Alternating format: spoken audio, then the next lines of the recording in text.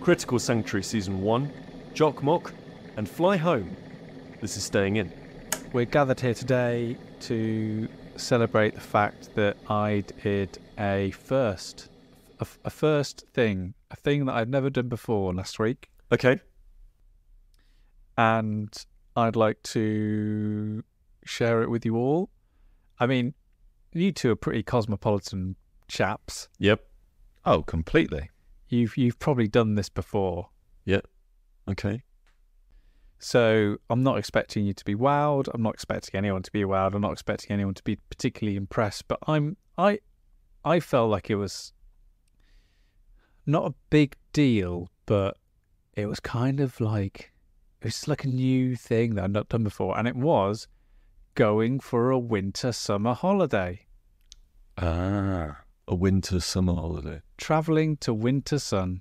Oh, right. Okay. Yep. So instead of, going on a season-appropriate holiday or going to another country during the winter time that was also experiencing winter, which I've done quite a few times, I think. Been to a couple of places like during the winter, which is quite nice, like visiting like the German Christmas markets and all that kind of stuff. Like it's quite nice to do that. But this was going to another country, and it being, well, the island is known as the land of eternal spring. That's adorable. Lots of lambs just roaming. Just Easter eggs for breakfast. Can I ask, Sam, because I love these kinds of holidays because you get two types of passenger on the plane. Yeah, absolutely. There are those that dress for the weather of the country they're leaving from, and there are those who are sat dressed for the weather of the country they're about to arrive at. Ready to go. Which of those were you? And on both occasions, I dressed like the country I was leaving from. So I arrived in Lanzarote in jeans and a hoodie. Bobble hat. And I left in shorts and a t-shirt. And when I came back to Manchester, it was very, very cold. But what a holiday it was. I did try some new things, some new foods whilst I was out there before as well. Have you guys ever had Canarian potatoes? No, but No. I want to. Are they like very, very small potatoes by any chance? Do you put them down the mine to figure out whether or I not was just thinking that. There's a gas It's leak? safe. Yeah. No. Canarian potatoes are salt-baked new potatoes served with mojo sauce. Now, let's drill down into this. Now let's understand the mojo. Yes. What does a mojo sauce consist of, Sam? Well, interestingly, a mojo sauce consists of two separate sauces. So when you order Canarian potatoes, you get the potatoes, these lovely salt-baked potatoes, and then you get another tray or a plate which has two separate dishes, one with a red dip and one with a green dip, and together they make the mojo sauce. So it's like epoxy resin. Yeah, it's a little bit like you have a little bit of red, then you add a little bit of green. And no doubt there's probably parts of the island who are green first, then red, and then there's red first, then green. And It's like Devon and Cornwall. Yeah. yeah, like Devon and Cornwall. But I tell you what, incredible. I mean, who would have thought that salty potatoes was going to be? I know. Wow. It's a different world on the continent, isn't it?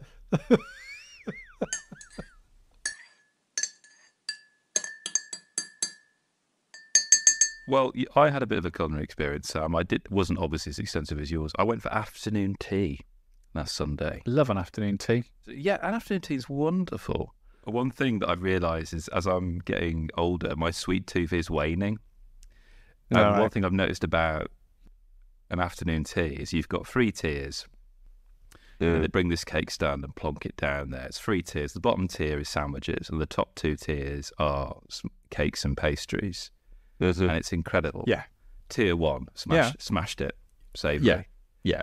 But they'd also provided free teas for you all to have as well. So you'd have like a tea in between each tier. Hold on. 3 tea or 3 teas? Oh, no. Again, my inability to pronounce T's and H's has been cruelly exposed. the number 3.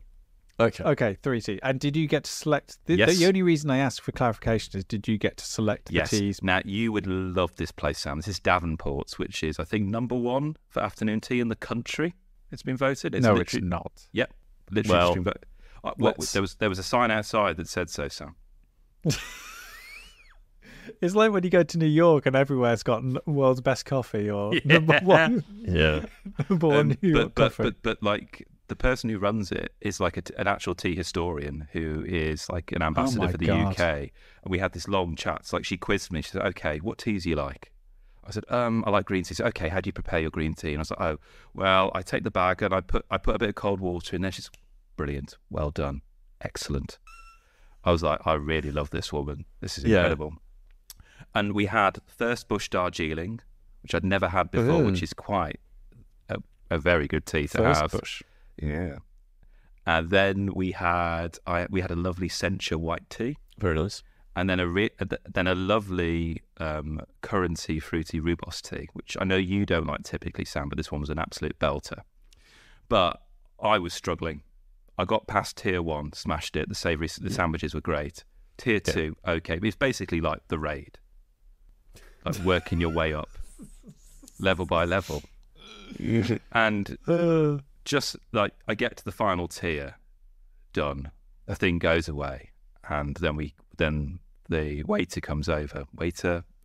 Comes over and says, "Oh, and just your scones are just freshly baked. They're on their way now." Oh my God. Oh. It's seen as quite a dainty thing to do, but actually it takes fortitude and spiritual will to actually get all three floors. Yeah. I think the scones are the killer. Yeah. You know, you get through the little finger food, you just pop it, you're just popping things in. You're not even thinking about it. You don't even think about what's passing with you. Egg mayo, easy, slamming mate. back the tea. Yep. Cheese and onion, don't even know her. And then suddenly a scone turns out the size of your fist. Yeah. And you're like, and you're like, God, what have I done? With the choice of 2 types of jam. Oh. I can't skimp on the clotted cream. I'm literally like doing point work, you know, slathering it on over the scone halves. Yeah. Just rendering it over the scone. Oh God. Oh, brilliant. I'm gonna have to go. Yeah. We'll take you to it. Definitely. I think you'd love it. All right, thank you. Just don't eat anything beforehand. One thing that I did find interesting during my trip to Lanzarote is that I think I've pretty much convinced myself that Uno must be the most counterfeited game I've ever come across. Yep. Like every single tat shop out there was selling a copy of Uno for about £2.50. Yep. Oh my word. And it was like, and as someone who likes to buy games, play interesting games, collect interesting games, I was genuinely interested in kind of the games as they were, selling these games. So I did actually, and I know this is pretty bad, but I felt like I was doing the Lord's work and I was doing a bit of research into how these games are actually put together. Mm-hmm. Is that I did actually buy a couple of bad games. Did you? Lanzarote. When you say bad games, what do we mean by bad games? Well, one of them turned out to be pretty bad. The other one's quite fun. Okay. In a way. Okay. So it was basically different versions of Uno that I'd never heard before. Do you know that they made a sequel called DOS? Yes. I did not know that. But that's your face that you're pulling right now, Pete, is what I felt. What the face I pulled was just like, oh, there's some copies of Uno there. I'm not touching those. Oh, hang on. DOS. Hang on. DOS. Oh. Fool me once. I saw DOS when we were in Germany. Yeah, you've got my attention now, and only €3. Oh, don't mind if I do. So I guess the reason that things like Uno seem to be the more pirated things is because it must be easy to make them, right? Like it's a deck of cards. Yeah, absolutely. And if you're gonna counterfeit something, like a deck of cards is probably easy at all levels to manufacture, right? So for example, well, what do you need to do? Well, you need to be able to scan all the cards in, easy. You need to be able to print out all of the cards, easy. You need to be able to put it in a box and include some rules, easy. It's all just paper, it's all printed, and you can go through the loop of that very, very quickly, very, very cheaply. And then because of that, and because it's got the brand on it, Uno, it's one of those things of people know this brand, right? It's like, I don't know. It's like, it's almost like a universal passport, isn't it, really? Yeah, exactly. So I also have been dabbling with counterfeit games, although oh my word, not what's happened to us? Not out of choice, I will say that. All right, okay. So I'm going to very carefully say the next phrase because our legal team has informed me, and the legal team is Jeff, who lives down on the corner of the street. I was scammed by one of the traders on Temu. So Notice, legal fans, I'm not using the phrase that Temu scammed me. I'm using the phrase a seller or multiple sellers. Well, actually, this is the problem. Multiple sellers on Temu scammed me. Oh my word, multiple. Incredible. So basically, I don't know if you've heard of Temu. It's the new. I've seen the adverts. Yeah, of course you have, because they're everywhere, right? So they're basically they are going after. They're trying to do loads and loads and loads of user acquisition at the moment, right? Like they are basically trying to get as many people into their system as they possibly can, and they're offering. The whole strap line is basically shop like a billionaire. And the reason that you can quote unquote shop like a billionaire is because everything is dirt cheap, right? Like everything is dirt cheap and everything is meant to be legitimate, right? So when you go and do your research into these places, they are all meant to be legitimate sellers. And it's kind of like the new, you might remember maybe a year ago now, all of the useless YouTubers were doing things like wish hauls, and going on like Alibaba and like all these other sorts of places and getting all this tat. Well, Temu is the new one of those. And the idea is that it's essentially a marketplace, a direct sell marketplace, as far as I understand it, from the manufacturers direct to the consumer via Temu, right? So they try to take out as many of the middle people, and that's the claim as to why everything is so cheap. So I got drawn in by one of the adverts because I got 3 items free when I bought 4 items, and the 4 items were very cheap anyway. And the 3 items that I got free, one of them was The Legend of Zelda Breath of the Wild on Nintendo Switch. What? Yeah. And I thought, no. Could you select what? Yep. So I was like, no. So I was like, you know what? It's too good to be true. So clearly, let me put my credit card details into this platform.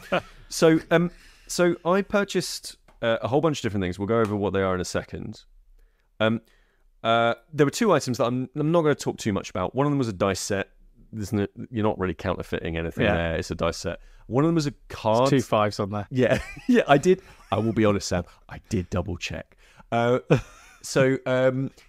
was a deck of cards on like slightly plasticky card. It was like quite a nice little set, but I basically just wanted a deck of cards that I could sling in a bag, like proper 52 card playing deck, that sort of thing. So I was like, well, sure. I doubt these are copied or anything like that. And yeah, so Legend of Zelda Breath of the Wild on Nintendo Switch. I've put this into my Nintendo and it works. And there's nothing weird, doesn't look dodgy. The case is fine. Like the printing is good quality. Everything seems fine about it. There's some, it says in the middle that it's for the Middle East, Southeast Asia and is an official product. But this is all branding that I recognize. And Middle East, Southeast Asia, that basically just means, this is for a region that is, it's not a Western region, right? So Sure. So it's got the SRB on it. I chuck the cartridge into the Switch. It all plays beautifully. It's all absolutely fine. And like I was online when I did it. Nintendo would we know what Nintendo were like with piracy. They would absolutely be able to detect this stuff. It all just works. It looks identical to the real thing. I assume it is the real thing. I can't know. But it all works. And I also got... But Zelda is Donkey Kong. That's the problem. Yeah. Basically, it's all fine, except it's all fine until Sonic says, "Gotta go fast." So that all looks legit, and I'm kind of impressed with that. It was free as part of a different thing. Now, I will say this: it is possible that they're doing things like loss leaders. So that is just a classic marketing strategy of you spend some money to acquire a user. So that's not, and then you go on social media to say, "Look what I got." For free. Yeah, exactly. So, so I'm not. So I don't know. I can't tell if they're fake, if that one's fake, and we'll get onto that in a second. I also got 4 other items. Uno All Wild. Don't tell me. I don't know why I bought All Wild. I thought I'll give that a go. These are small games. I've seen these in airports. I would like to try some of these at some point. Yes. So I thought, okay, Uno All Wild. Cluedo Suspect, which is a it's basically a card-based version of Cluedo with some different it's a weird twist on it, basically. So Uno, just as a reminder for folks, Uno is published by Mattel. Cluedo is published by, well, according to this box, unknown, but it's actually Hasbro. And then Monopoly, which the box for this, Monopoly Deal. So this was a card-based version. You can play Monopoly in 15 minutes. And I thought, well, I mean, if I'm going to play Monopoly, I want to only spend 15 minutes on it. The box for this looks like it fell out of 1996. It's got like the Parker Brothers branding on it. Like really odd. Like it looks... it was kind of... Well, it was massively battered and all that sort of stuff. It looks kind of almost legit, this box. But it looks old school. And then for the final game, and this is why I decided to talk about this on this podcast, because this infuriates me, is Deep Sea Adventure by Oink Games. Oh, I've got this. Okay. Now, yeah. Well, so do I technically now. So this is Jun Sasaki and Goro Sasaki's classic with Oink Games. Like, it's a really good fun game. Yeah. It's about diving deep into the ocean. It's a fun, like, push your luck game. And I will say this: the odd one out of all of these items, deck of cards, dice, Zelda, Cluedo, Uno, Monopoly, Deep Sea Adventure, is Deep Sea Adventure, because all of the other ones, you can totally see why somebody might come along and go, yeah, I'll copy these. Like, these have mass appeal. Absolutely, yeah. But Deep Sea Adventure comes in a slightly odd-shaped box. They look like all of the other Oink Games boxes. You know, they're lovely, small, compact little things. It comes with wooden dice, wooden play pieces, thick cardboard pieces inside as well. But more than this, who is going through Temu thinking, oh, do you know what I really want? Oh, do you know what? If only I could purchase... If only I was a billionaire, I would buy Deep Sea Adventure, right? Like, you... First of all, it's a decent enough price as it is. But second of all, like it's not exactly a household name, right? And that's no shade to Oink Games. Like, it's a great game, but it's a hobby game, right? Like, generally. Yeah. So I was looking at all of these, and I was like, huh. And the outside packaging all looks okay. And then you get inside, and some Foley work. It immediately goes wrong. The whole thing starts to immediately go wrong. So, for example, Deep Sea Adventure, all the printing's off. Not by much, but just a bit, right? So, for example, there's just slight misalignment of the cardboard submarine. It just is a bit wonky, right? Like, the printing is just not amazing. The vibrancy of the color is just not there. The pips on the dice that they provide are all misprinted. So, for example, the 2 is like totally off. The wooden play pieces that are your represented characters, two of them almost look like an identical color to one another, so you couldn't actually tell them apart. Basically, I got two red ones, but they're ever so slightly different. I think one of them is meant to be maybe pink or something like that, but they're also different sizes. Like the actual like, you know, the actual quality of them, there's not a rigor to them. The play piece, one of the play pieces is just the wrong color entirely. But everything else, the instructions, all that sort of stuff. I mean, the cardboard chits inside that say, okay, this is a tile, you know, all that sort of stuff. Again, they're all misprint. They're all slightly off, right? They all look slightly wonky, and that doesn't necessarily mean that it's a fake. There's plenty of Pokemon cards out there, for example, that are slightly misprinted, and they're official. When you then get into things like Uno or Wild, open this up. The card stock is awful. Like, yeah, like to the point of like, you know, I think it's all well and good to give Mattel a bit of a ribbing every once in a while, and I don't mind. I'm not above giving Hasbro a bit of a drubbing, but like they would not let the quality of this card go out. Like the copies of DOS and Uno Flip that I got in Lanzarote, the card stock was so bad that you know that when you can't pick up a card from the table. Yep. And you can't, like, you just, no matter what you're doing, I can't pick it up. And one of the cards literally ripped. I mean, from someone trying to pick it up from the table, the card stock was that bad. I mean, it is pretty much almost like 3-ply toilet paper. Yeah. Like it's like a card stock that got damp before it then got printed on. Yeah. Like it is. They went, what should we do with this bog paper that's been sat outside all day? Oh, I know. Let's print Uno or Wild on it.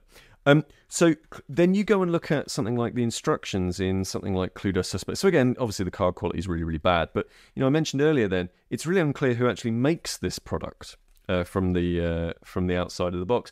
Because they've done this really weird thing where they've removed all of the branding of the company that made it. But the rest of the branding is identical, right? And you just think to yourself, like, why did you do this, right? So anyway, and Monopoly's the same, right? They're all just, you know, kind of poor. Like I say, the Zelda one, I don't know, I can't know. But Peter investigates. Oh, here we go. We got the theme tune ready, Kris. Yeah.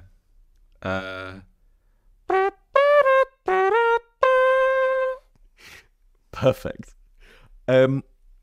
So I got in touch with Mattel. They asked for photos because I basically sent them all the same email. All of these companies, including Nintendo, but Mattel, Hasbro, and Oink Games.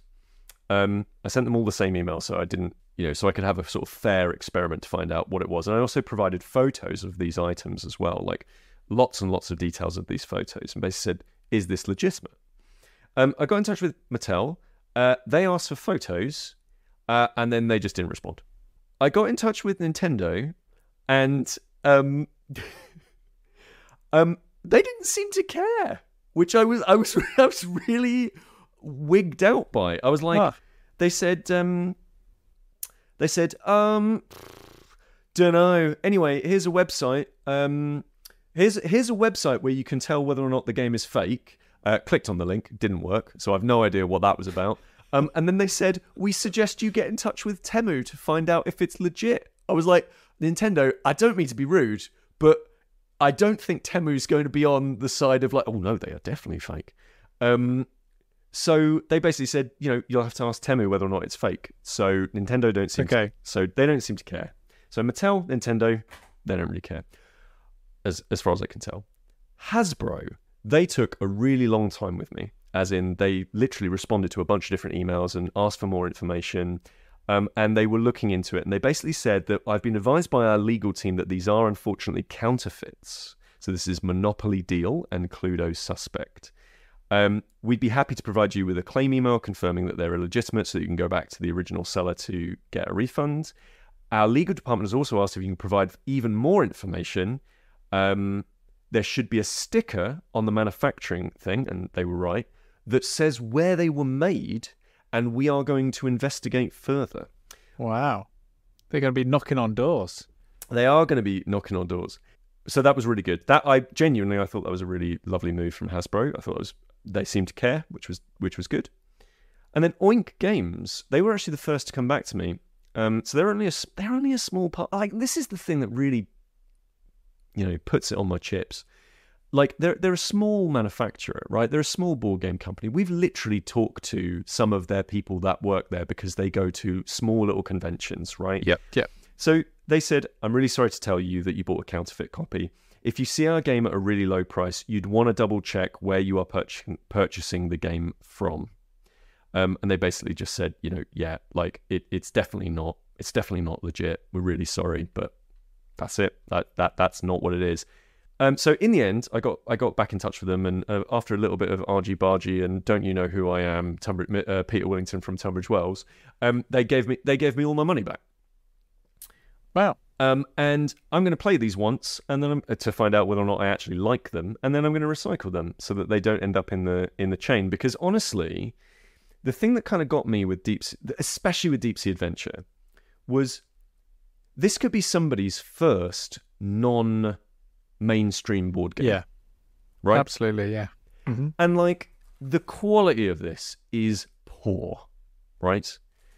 And I don't want somebody's first time playing one of these games to be like, oh, well, I don't really want to play an Oink Games game anymore because, look, do you know what? Maybe we're better sticking with Monopoly.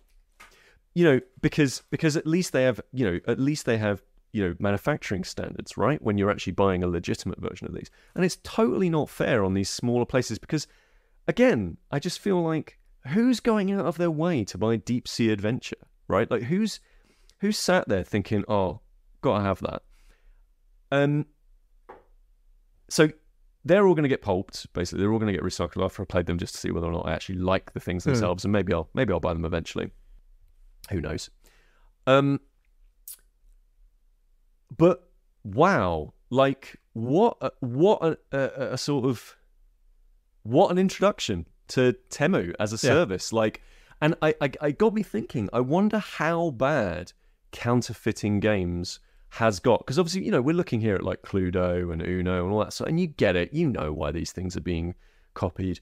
But I've seen rumblings on places like IVC2, which is a board game business website, where they talk about big hobby manufacturers being like, we are really getting screwed over. Yeah, it's like the last 5 years or so there's been a noticeable rise. Like, when I knew you were going to talk about this, I had a little look online and I found a picture of someone showing their counterfeit copy of Terraforming Mars they bought, and the cards were literally someone had taken a picture of the cards, and how so you couldn't read all the text because the flash had covered bits of the text. Incredible.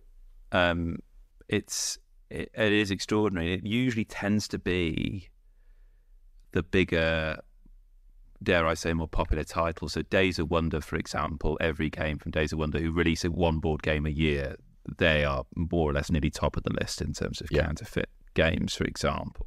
Margins on all these things are incredibly difficult to keep up, right? We know local game stores really struggle. We know that even some of the bigger places really struggle with this stuff. And we know that the manufacturers of these, a lot of these people are hobbyists, right? Like, these are hobbyists, a lot of them, or they're into it they're not in it to make their millions, right? There's very few millionaire board game makers, right?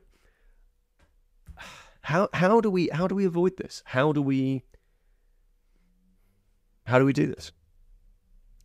Is there not, like, again, Hasbro's big. Are they not going after these people, like, deliberately? Are they not? Do they not have somebody on their staff who's on Temu all the time going, that's fake, we're going after them, we're going after them? Like, take it down. Like Pete, that could be you. Like the book detective in Seinfeld. You could be the board game detective.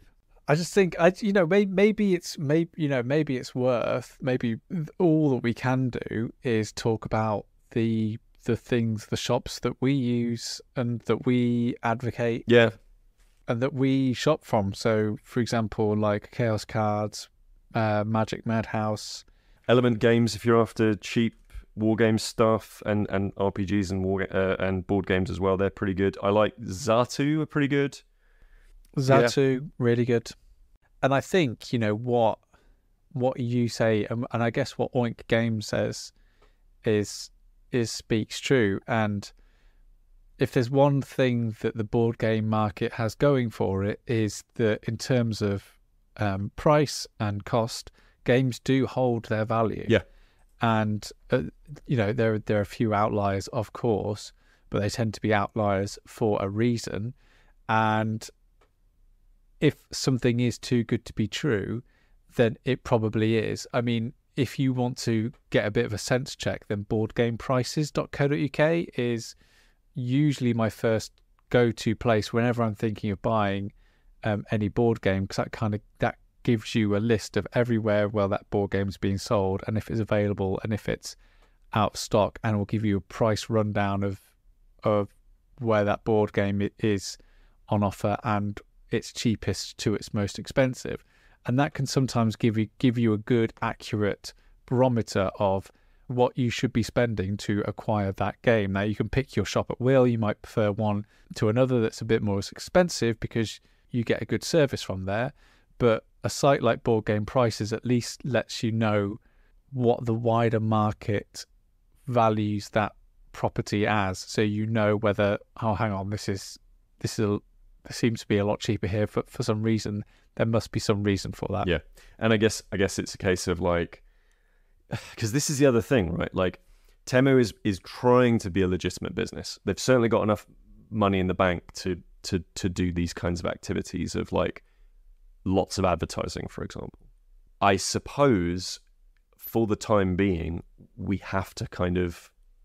basically have to go to places that we know are definitely going to sell you a legitimate good.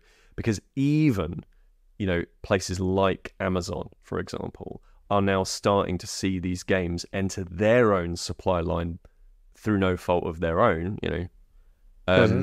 And counterfeits are going through that channel as well, right? So, like, even that space is now not necessarily going to be fully trustworthy, which is mad. Like, this whole thing is insane.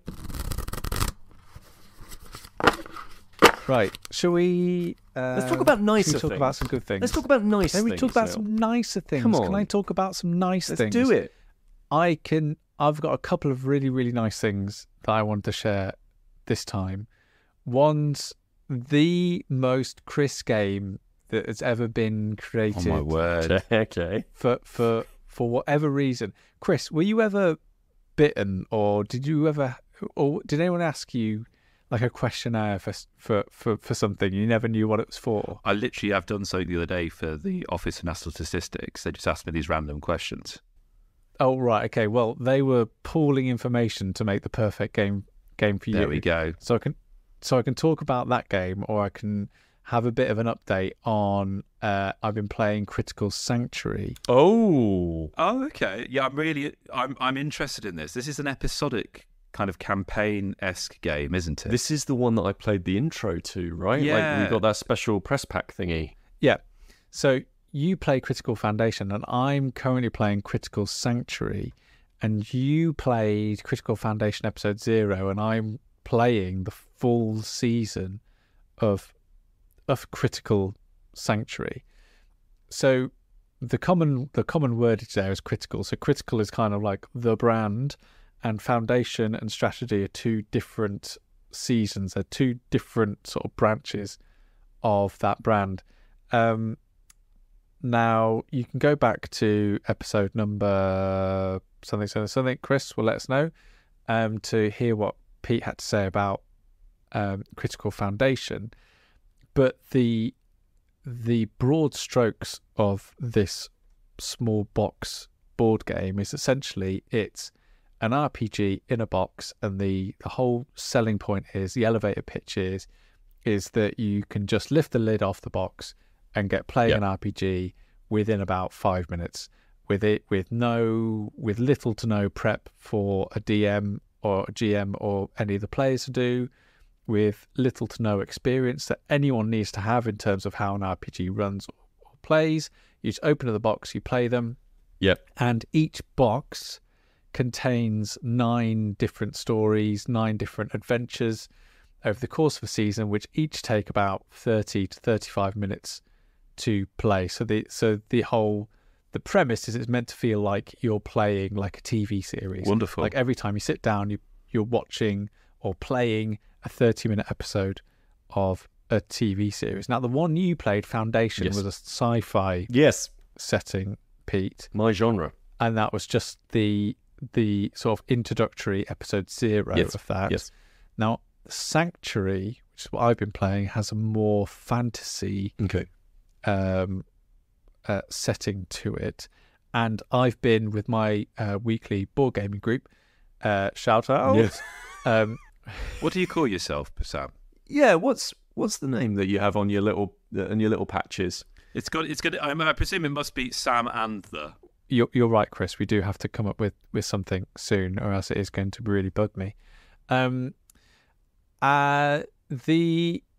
so we've been playing that. We've been playing Critical Sanctuary Season 1 and actually going through the seasons. And we've had a couple of sessions now of playing the game, and we're sort of like I think we're about 4 or 5 actual episodes in. Wow.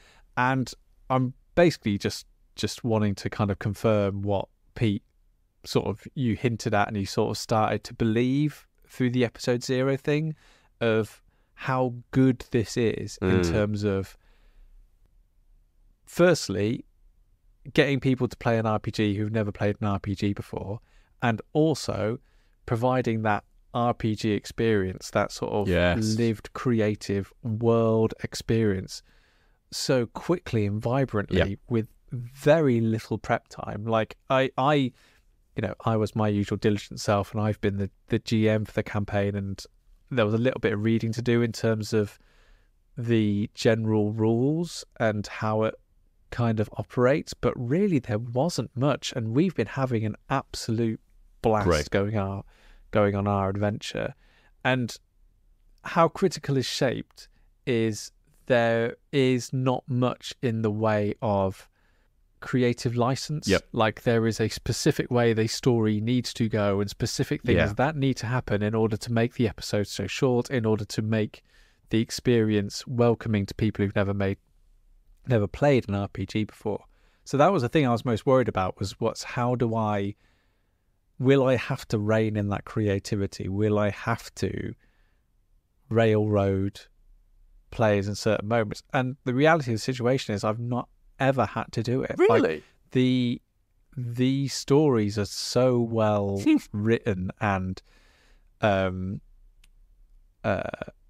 thought out that it's kind of one of those things where the players will, and this is how I kind of sense it from my point of view, is the players go into a scenario knowing how it's going to play out. Like they know kind of what's going to happen. Like there was this moment where we were on a boat and we were traveling from a boat from one part of the map to the other part. And before we went on the boat, I told them all about, there's these people who are pretty angry who don't like us traveling up the river. I hope we don't meet them. Yeah. Anyway, off on the boat. Yeah. Obviously, I do voices and stuff. It's not that. And so the players know that when we get on this boat, we're probably going to have a fight. Yeah. And they know that we need to get to this location at the end of it. So because all the stories and all the episodes are kind of shaped with those kind of arcs in mind, like they're very trope heavy in terms of, we started out in a dungeon, we had to break out, and we got chased off by skeleton warriors. Because of that, it means that there's freedom within it to be expressive. Like one of the band of people tried to distract the skeleton warriors by moonwalking, and and fair enough, I can let that happen. There was still always, the end game is always quite obvious, and it's always quite clear what everyone has to strive for and get there. How they get there is up to them, but the end game is always quite clear and obvious. So yeah, so it's been an absolute blast, and we are definitely going to carry on playing these games. I think they're absolutely excellent. So Sam, as well, given the fact that, as you say, this is a season, it's almost like a little box set, as it were. And there are instances where, typically when we're watching box sets of stuff or seasons, we may binge a couple of episodes a week, or it might be, life gets in the way and we're not able to pick up an episode until like 1 week, maybe 2 weeks later. I was just wondering, is this a game that benefits from a weekly playthrough, once a week, or would it be the case that you could quite easily, even after a month or so, jump back into the next episode? Absolutely. It's so easy to kind of jump in and out whenever months and months apart. For two reasons. Firstly, each player gets themselves, once they've picked their little characters, each of them gets a little bag which has their character on it. And Critical Sanctuary, by the way, has some incredible art by Vincent Dutrait. Oh, wow, Vincent Dutrait. Yes. And so each character gets their own little bag. And inside their bag, they can put their character card, they can put all the equipment that they've currently collected, they can put any sort of special items that they've collected all into their little bag, and that stays sealed in the box, ready for the next time that we play. So it means that the first thing to do is get out of the player and go, oh, right, I had that item, and I had that item, and this is my player, and this is the level they are at, and there I am, done. The other thing that's great is each season comes as a separate pamphlet. And and in combination with that, inside the big GM's book, kind of the rule section, there's a paragraph which breaks down what happens in each season, in each episode as well. Nice. So it's very, very easy for you to go like previously on Critical Sanctuary and go like this on this time. This is what we did. We did this, and this, and this is where we are at in the story.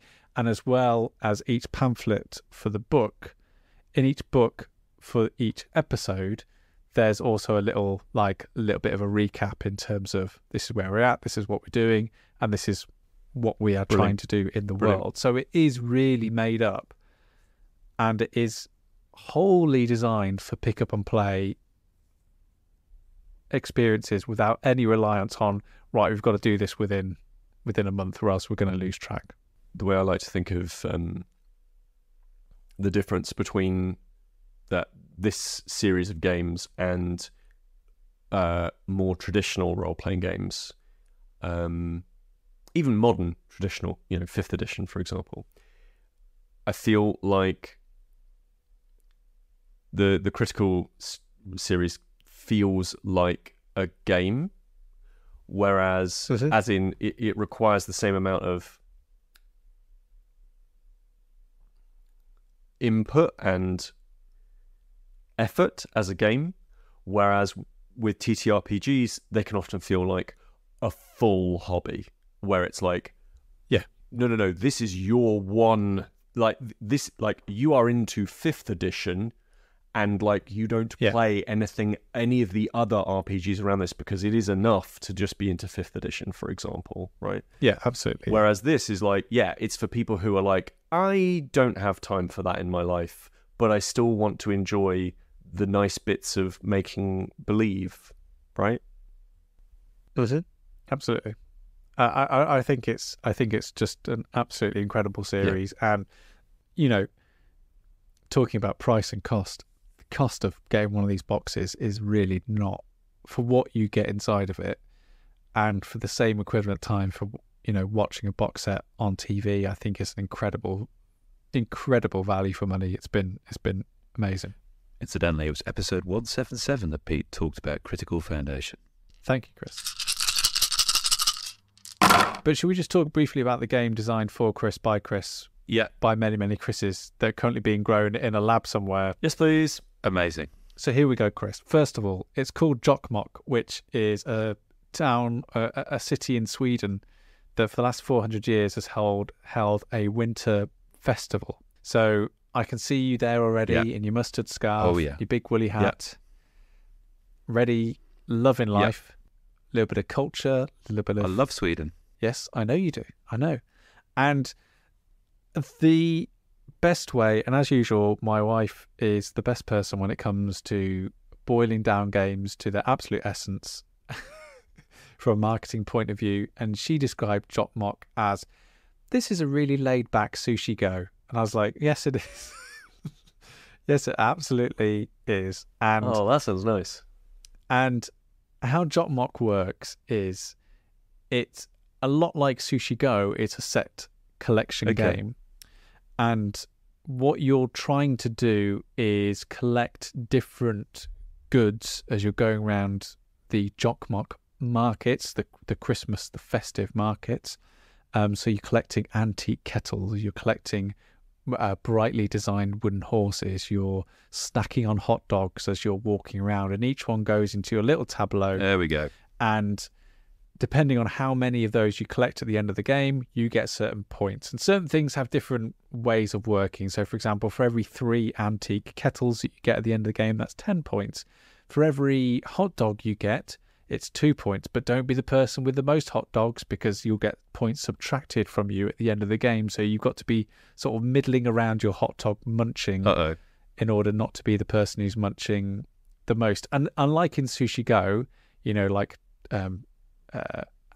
how different foods as they're going around the table have different scoring conditions, Jokkmokk works similarly in that regard.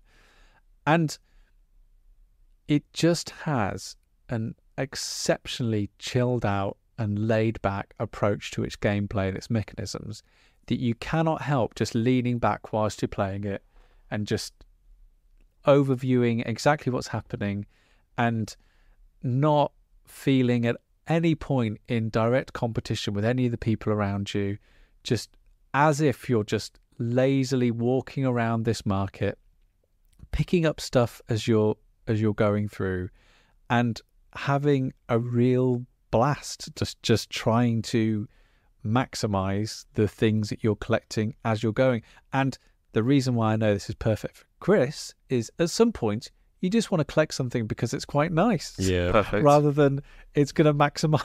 Yeah. Sometimes you just want a brightly painted horse and you don't know why. I just kind of want that brightly painted horse. Sometimes. It sounds like a Thika board game. That culture, that particular turn of phrase in Sweden, that philosophy, it's this idea of surrounded by friends, making time for coffee and cakes. Yes. And that kind of light hour. So you should always make time in your daily life for that kind of experience. It's light without being too slight.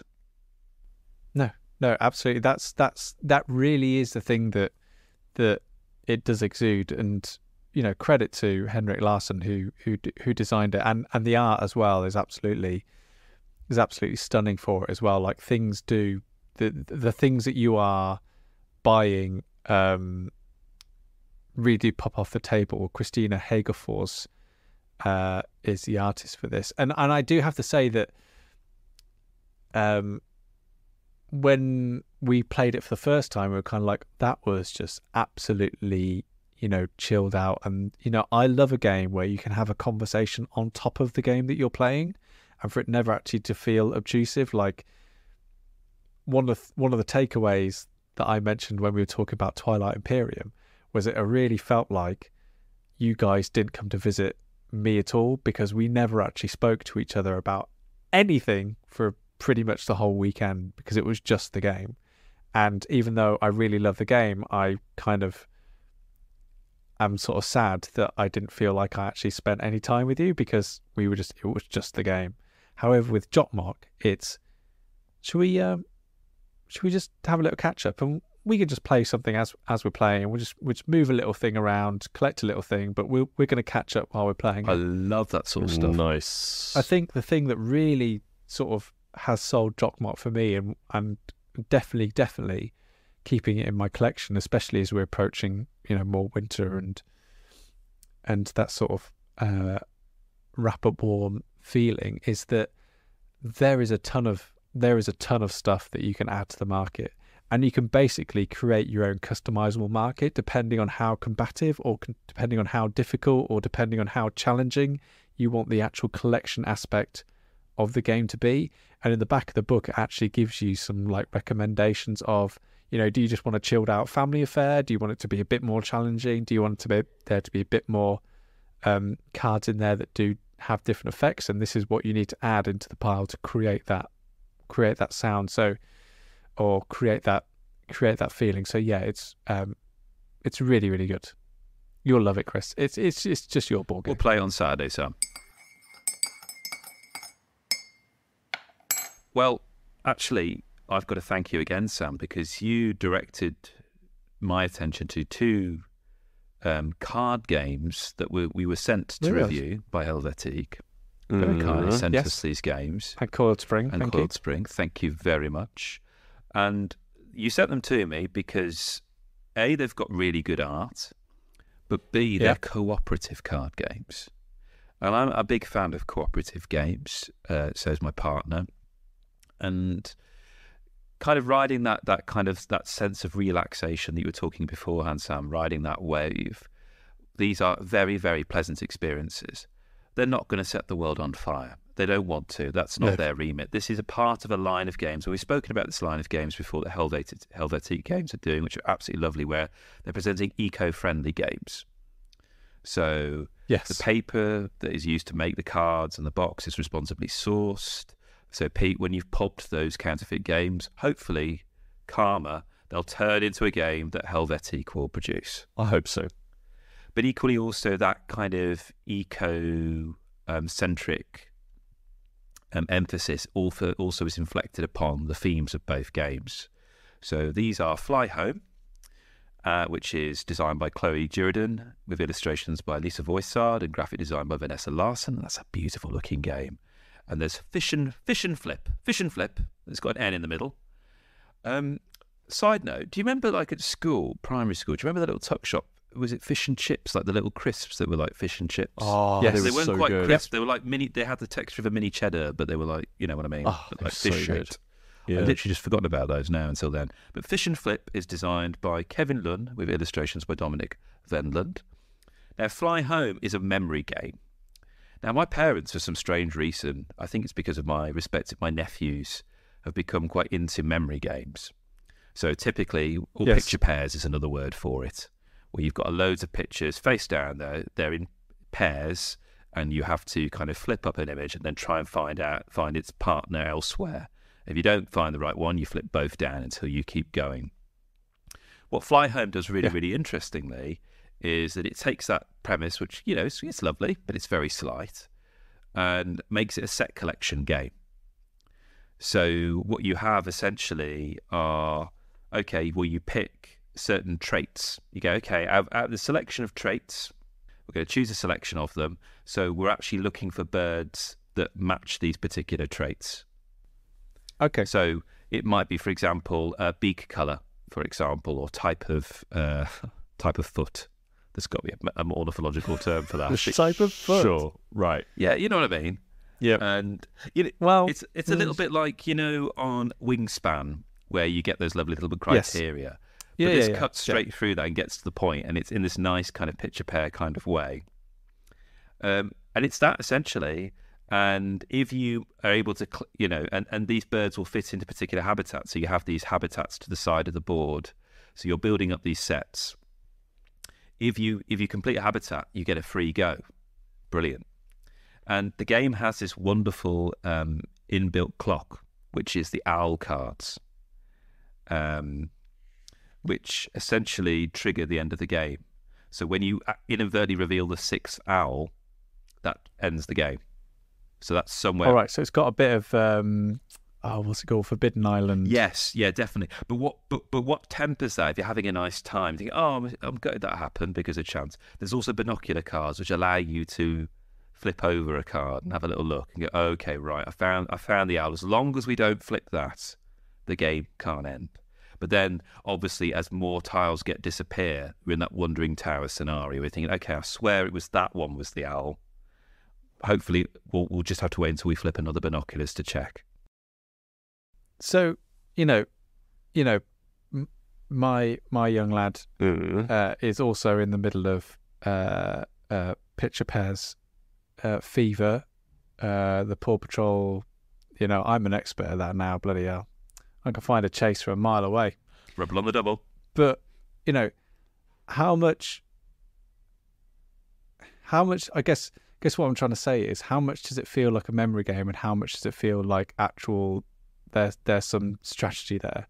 It's still a memory game. At its core, it's still a memory game. The strategy lies in that accidental flipping of a particular card. Think, oh, I've got a binocular card. Oh gosh, yeah, I remember that now. That allows me to flip this. But it doesn't feel juvenile, I guess. No, not at all. I think they get a sweet spot. So you could play this with your son as a picture pairs game, and you just take out the binoculars and owls, because there's still pairs there. And when they're older, what's great is you can build on that and think, okay, we're going to introduce now certain traits you're going to look for. So it's not just matching the two respective birds. It's matching birds that have the same feet type. Yeah, for example. Yeah. Or foot, to get all technical. It's called jism, isn't it? Is it? Yeah. Is it?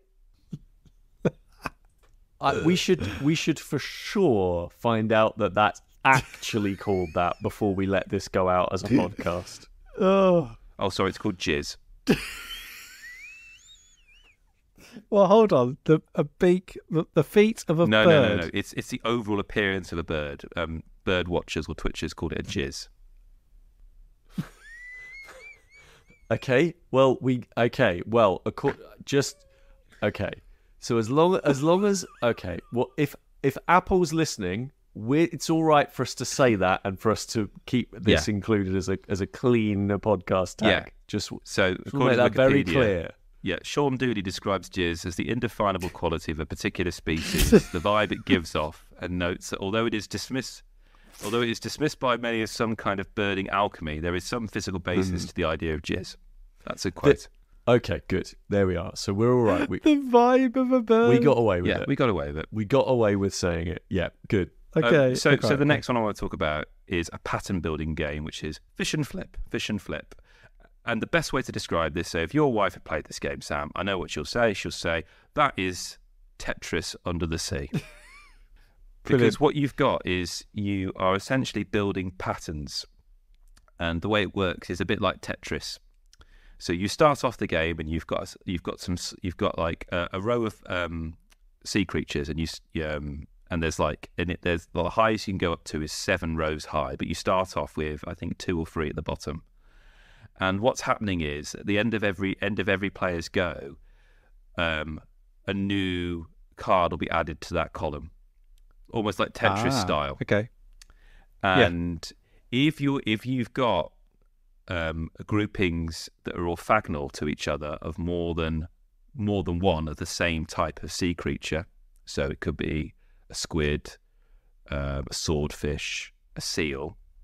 That escapes from this net, because that's what this tableau of cards is, a net, and they disappear, and then everything above drops down. Okay, I like this. However, here's the interesting wrinkle. For a set to match, it's not just that you get the same creatures, they have to be both pointing the same direction on their cards. And this is the flip element, because on one side, the seal is looking to the right, on the other side, they're looking to the left. So, and each animal has a particular power, which once activated, will allow you to flip like a whole row, say, for example. Because you play action cards, and the actions will be like, okay, I've got this action card I can play that allows me to flip a single row or a column or a group of 4. So you're strategically thinking, okay, I can play my action card and I can flip that row here, or I can flip the ones of this single colour, which is all different animals, but they all have this different coloured background. Now, I've got all the squid pointing in one direction. Brilliant, they can all go. They've escaped. Perfect. Then everything drops down. Oh, that's satisfying. It is gorgeous. And the game ends if you run out of cards and you tot up the animals you've saved, or it's filled right to the top, a la Tetris. You've maxed out to the top there. And it's so lovely when you can kind of chain stuff together. I use that power, that activates this, then I can play this card, and then I cause this to flip round, and they're gone. So yeah, really lovely, satisfying games. But both games have this kind of ecological imperative to them, and it doesn't hit you over the face of it, but it's there. And both games are short and sweet, and because of that, you go, should we play that again? Yeah. Should we try yeah, let's try the other animals now. Oh, it's so good. Wonderful games.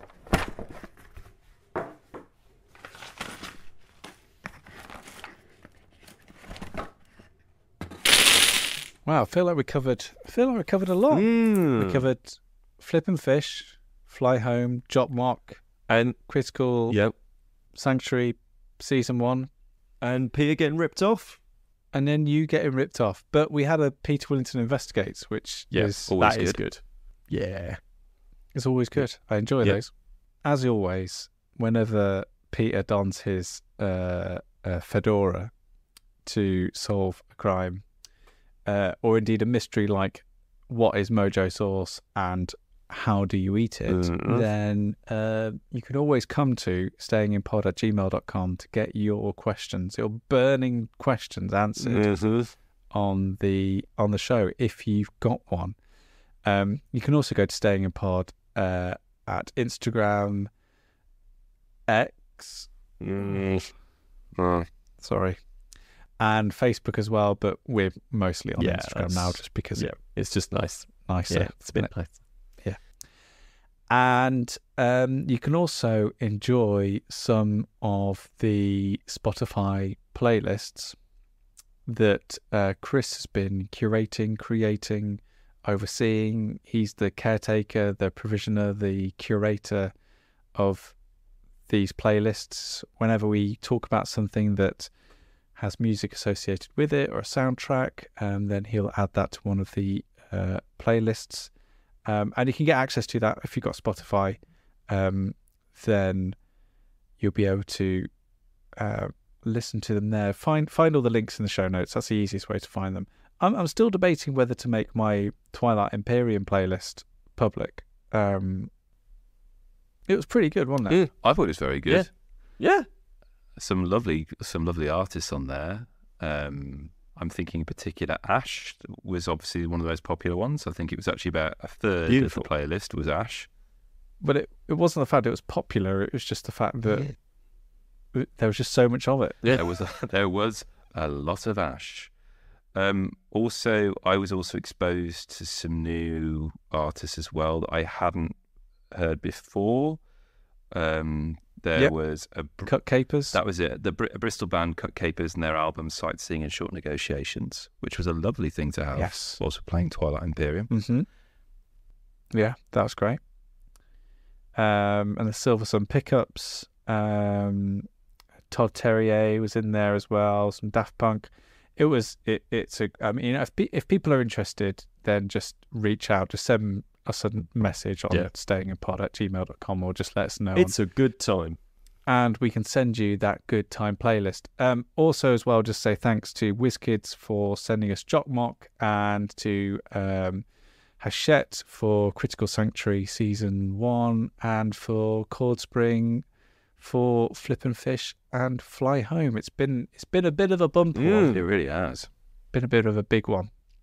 But we are very grateful for them all supporting our show. But that'll do, I think. That'll do. Won't it? Yeah, that'll do. That'll do.